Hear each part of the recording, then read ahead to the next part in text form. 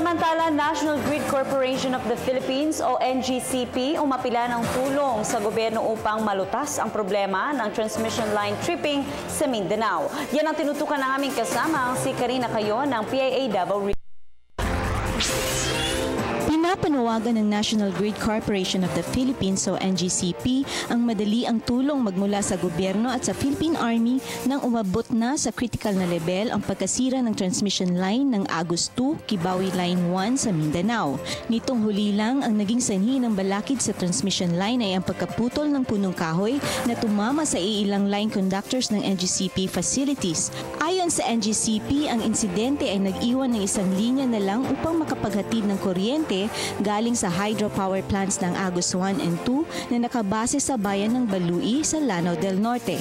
Babala ng NGCP, ito ay magbibigay ng panganib sa buong Mindanao Island kung sakaling tuluyan ng bumigay ang natitirang transmission line na maghahatid ng kuryente magmula sa Balui Substation hanggang sa katimugang bahagi ng Mindanao katulad ng Davao City at General kung saan malaki ang konsumo ng kuryente. Higit ding pinapanawagan ng NGCP sa mga residente ng bayan ng Balui na itigil na ang pagtatanim ng mga puno at iba pang pananim sa ilalim o malapit sa transmission lines ng NGCP. Ayon kay NGCP spokesperson Attorney Cynthia Alabanza, ang tumutubong vegetation sa ilalim ng mga transmission lines sa Balui ay siyang pangunahing sanhi ng pagkasira ng mga linya. May problema kasi tayo sa mga linya natin in Mindanao, particularly in the Baloi area where we have difficulty clearing the vegetation that have overrun some of our lines.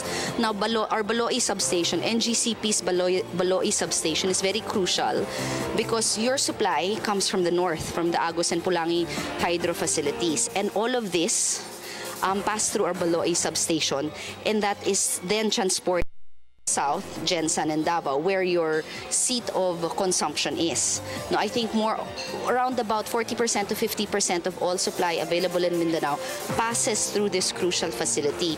Sa kabila ng hinaharap na problema, siniguro ni Alabanza na patuloy nilang gagampanan ang kanilang mandato upang masiguro na ang lahat ng supply na kuryente sa Mindanao Grid ay makakaabot sa lahat ng nangangailangan.